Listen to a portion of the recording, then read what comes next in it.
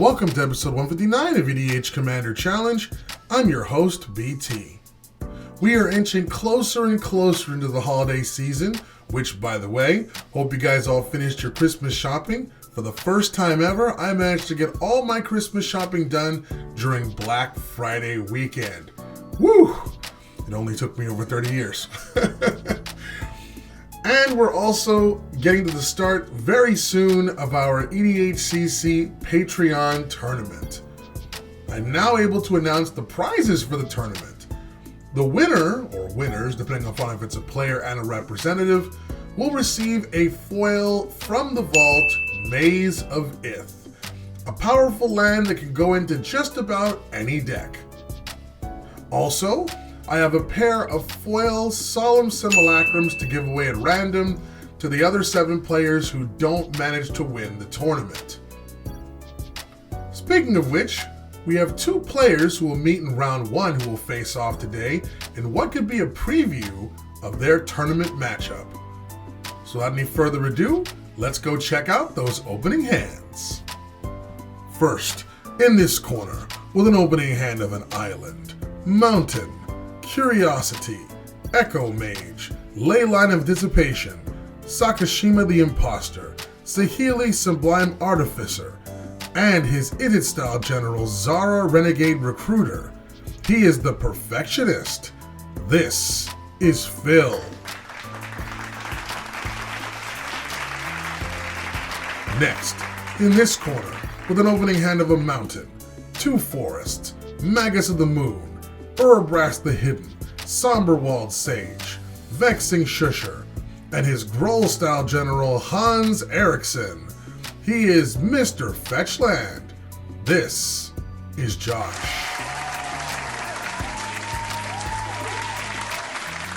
Josh from the Dice will start us off, so let's begin this new card fight. For their first turns, Phil actually gets to begin the game with Leyline of Anticipation in play as it was in his opening hand, and now can flash all his spells into play. Then Josh starts the game off by playing a forest, while Phil plays an island. Josh plays a mountain and casts Vexing Shusher, while Phil drops another island. Josh plays a snow-covered forest and casts Somberwald Sage. Then he moves into combat and attacks Phil with his Shusher for 2 damage, and passes. Phil plays a mountain and passes. Josh uses his Sage to help cast his general, Hans Eriksson.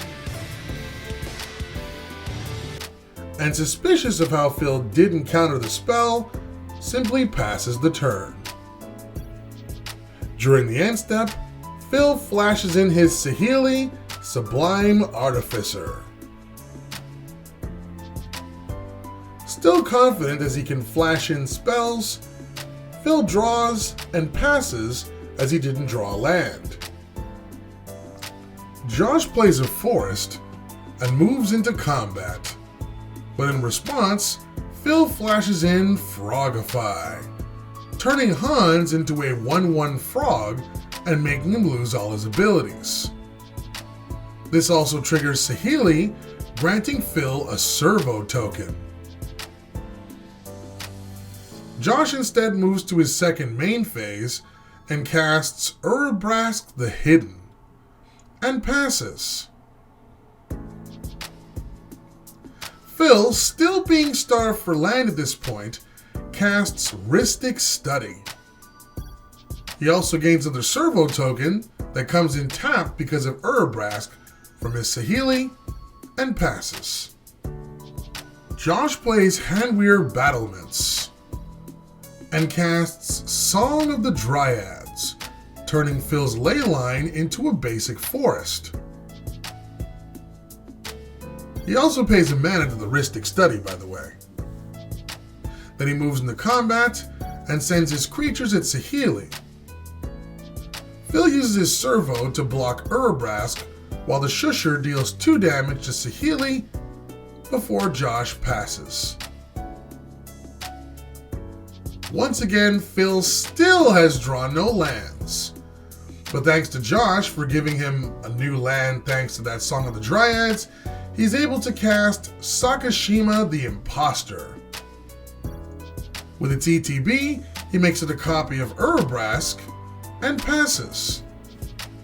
Josh plays a forest and casts a tapped Terastodon, paying 1 to the Ristic Study tax.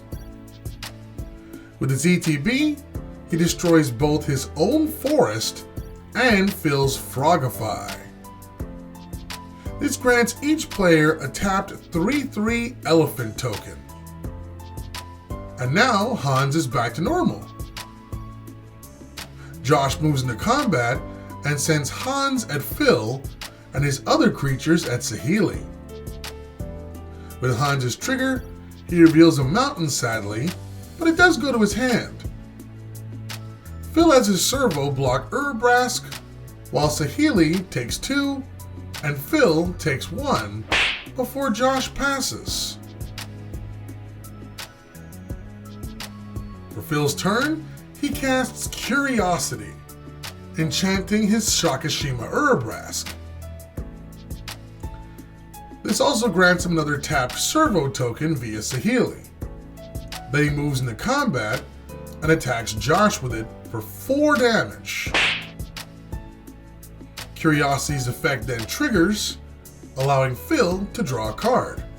He laughs and shows me the card he drew, which was Ugin the Spirit Dragon, which he wishes he could cast right about now.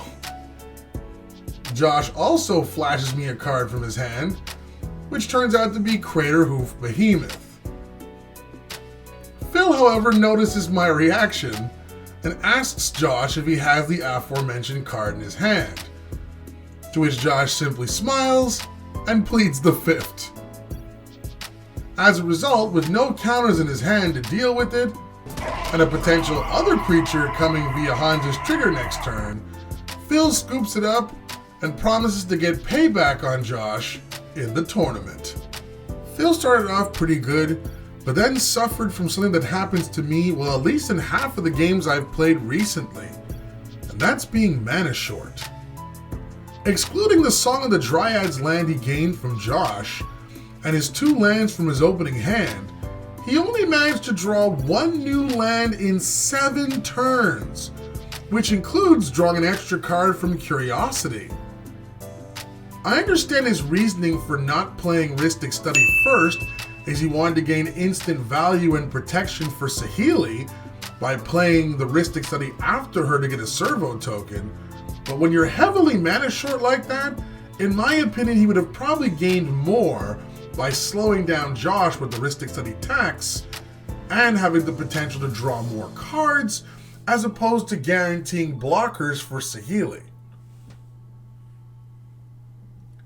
Josh's Terastodon may have done the most damage to Phil's field, taking out the Frogify specifically, but the real star was Somberwalled Sage.